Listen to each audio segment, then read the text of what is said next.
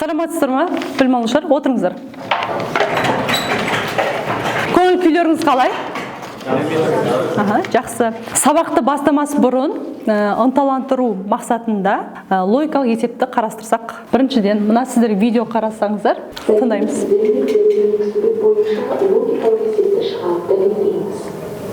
Біріншіден, мына сөздерді санға айналдырсақ санмен белгілейміз. Екінші суреттегі сандар белгілі бір амал орындалған белгісіз сандар. Осы есеп бойынша, яғни бірінші есепте, логикалық есепте әріппен белгіленген, иә? Яғни осыны біз табатын боламыз. Кім шығарады? Бекзат шыға ғой. Екінші суретке де қараймыз, балалар. Яғни жасырын сан тұр, иә? Оны біз қалай табамыз? Кім шығады оған? Шыға ғой. Мына жерде біз әріптерді сандарға айналдырып жағдай деген сөз табу керекпіз. Мына жерде Ж 4 сандан келіп тұрғанда 4. Сосын А әрпі мына жерде бір орай кетеді.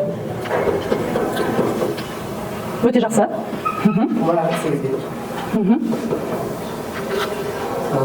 Ж 3 кетеді. Сосын А әрпі 1 кетеді. Сонда 41.830 болады. Д дұрыс жауап, иә? Өте жақсы. Балалар түсінікті ме бұл? Жақсы, отыра ғой, Бекзат. Келесі. Біз бұл есепте бірінші әрқайсысын бір-біріне көбейтіп шығамыз. Біріншісіне 1-ді 2-ге бөлеміз, 3 шығады. 3-ті 3-ке 9 шығады. 9-ті 3-ке 27 шығады. 27-ті 3-ке көбейткенде 81 шығады. Дұрыс жауап бізде 81. Яғни жасырын сөз 81. Өте жақсы, отырамыз. Осы бойынша біз ауысатын боламыз. Ньютон, Лейбниц, Паскаль. Ал енді балалар, сіздерге қазір бағалау парағын беретін боламын. Әр топта басшысы болады, иә? Сіздерге әр топтың басшысына тапсырма беретін боламын. Мысалы, аты жөнін жазасыздар. Сосын үй тапсырмасы бойынша 10-20 балды қоямыз. Платформалар арқылы сіздерге тапсырма беретін боламыз. Сол кезде баға қоямыз. Жақсы ма? Түсінікті ме? Кейс стади өмірмен байланысты есеп беретін боламын. Соған байланысты тағы да баға қоямыз. Галерея шарлау әдісі бойынша Десмус геогебра арқылы сабақтың жаңа тақырыпты бекітетін боламыз. Қорытынды бойынша есепті шығарып, нәтижесін айтатын болатынбыз, иә? Сабағымызды жалғастырамыз. Өте жақсы, балалар. Енді үй тапсырмасын өзектендіру мақсатында, яғни сіздерге сұрақ беріледі. Алғашқы функция дегеніміз не? Жалпы осы QR код арқылы сіздер сұраққа жауап беретін боласыздар, иә? Ал енді ұялы телефондарын алуға болады.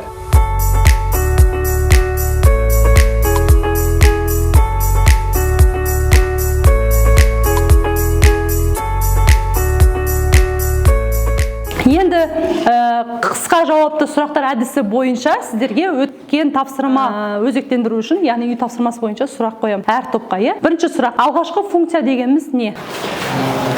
Кез келген x жиынында өзгеретін x үшін fx-тің fx функция теңдігі орындалса, онда берілген жиында fx функциясы үшін fx функциясы алғашқы функция деп аталады. Өте жақсы, Бекзат. Формуласын кім айтады?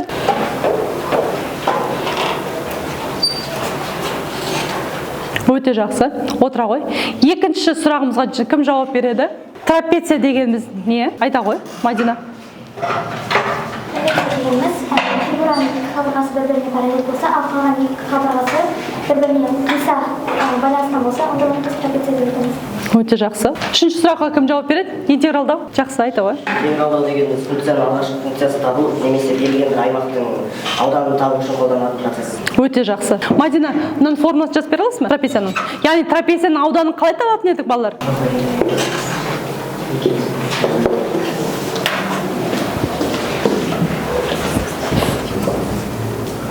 Өте жақсы. Енді балалар, трапецияны неге айтып тұрмын? Өйткені жаңа тақырыпқа байланысты. Қисық сызықты трапецияның ауданын табу. Трапеция дегеніміз осы уақытта сіздер білесіздер, иә? Формуласын жаздыңыздар. Енді қисық сызықты трапецияны біз қалай табамыз? Оның ауданын қалай табамыз? Оны барлығын қарастыратын боламыз, иә? Анықталған интеграл сіздер білесіздер. Яғни бүгінгі тақырыпты жазамыз, дәптерімізді ашып, қисық сызықты трапецияның ауданын табамыз.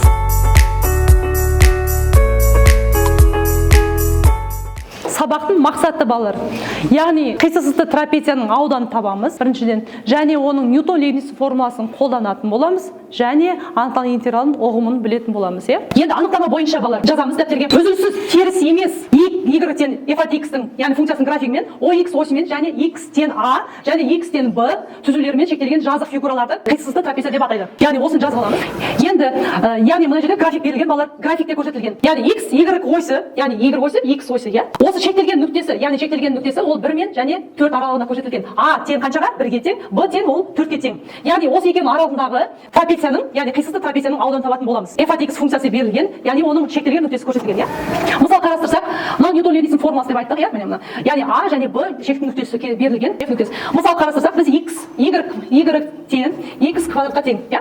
Ал x1, x осында қаншаға тең? Біріншісі 1-ге тең, екіншісі 2-ге тең. Яғни y тең мұнда 0-ге тең. Яғни балалар қараңдар, мына үлкен сан ол b-ға тең болады. Яғни a тең 1-ге, b тең 2-ге. Яғни a және b-ның аралығын таптық, иә? Келесі, енді осы Ньютон формуласын, Ньютон-Левитс формуласын қолданатын боламыз.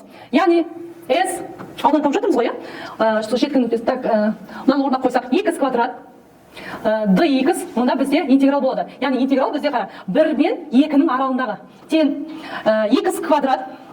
Алғашқы функциясын табу үшін біз білеміз ғой балалар, қанша болады мына жерде? X квадрат қосылған қанша? 1, өте жақсы. 2 қосылған 1. Түсінікті ғой, иә? Енді шеткі нүктелерін жазып қоямыз да, ары қарата x куб болады, бөлінген 3 болады. Яғни біз не таптық? Алғашқы функциясын таптық. Өте жақсы. Енді x орнына не қоямыз? X орнына бірінші біз 2-ні қоямыз, яғни 2-ні қоямыз, иә? 2-ның кубы бөлінген 3 азайтылған. Қаншаны қоямыз? 1-ді қоямыз. 1-дің кубы бөлінген 3.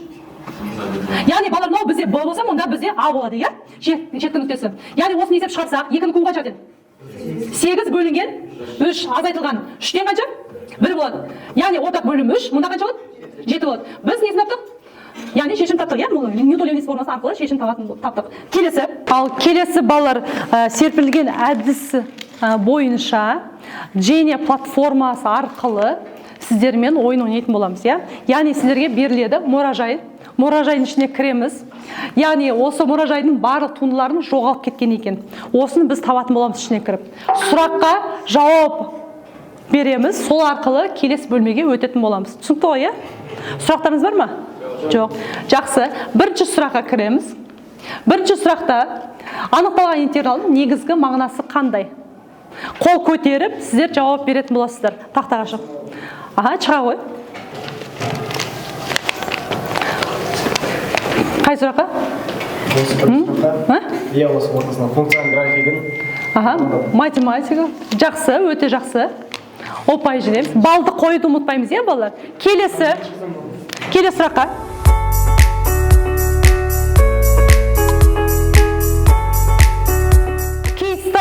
Өмірмен байланысты әдісі бойынша сіздерге функционалдық есеп береміз. Яғни өмірмен байланысты, иә, балалар? Осы сұраққа жауап береміз.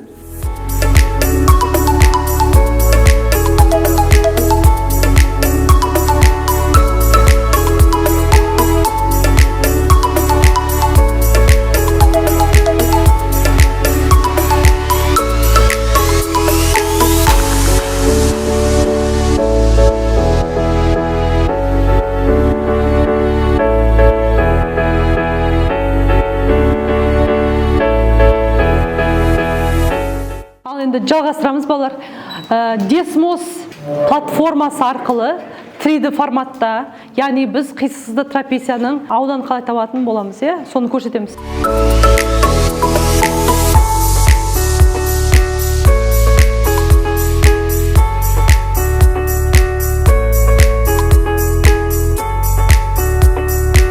Жақсы.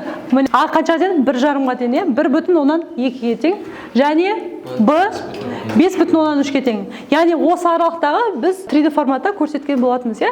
Осы формула арқылы көрсетеді. Жақсы, балалар. Енді сергіту мақсатында мына әртүрлі фигура арқылы сіздер қандай фигура шығады, соны барлықтарыңыз айтсаңыздар болады, иә?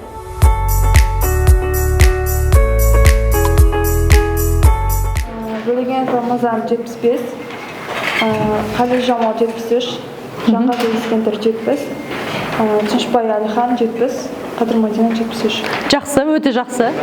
Жақсы, балалар. Енді үй тапсырмасы сіздерге беремін. 6-шы параграфтың, яғни А-Б-сын шығарып келеміз, иә? Сосын сіздерге тестті жіберетін боламын. Соны орындап келеміз. Түсінікті ғой, иә? Осы бүгінгі тақырып бойынша қандай сұрақтарыңыз бар? Барлығы түсінікті ме? Өте жақсы. Ал енді сау болыңыздар.